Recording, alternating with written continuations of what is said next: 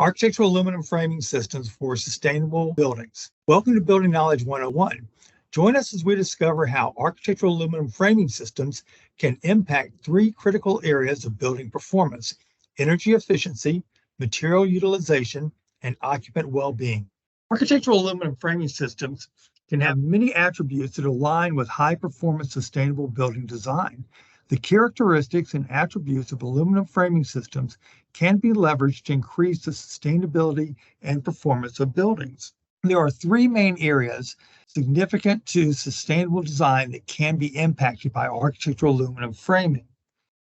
These are energy efficiency, material utilization, and occupant well-being. As we review each, it will become clearer how one affects the other, and together they create a high-performance building.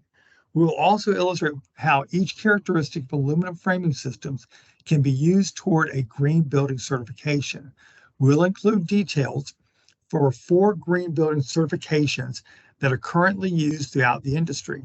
These are LEED, Leadership in Energy Environmental Design, LBC, Living Building Challenge, International Well Building Institute, and CHIPS, Collaborative for High Performance Schools.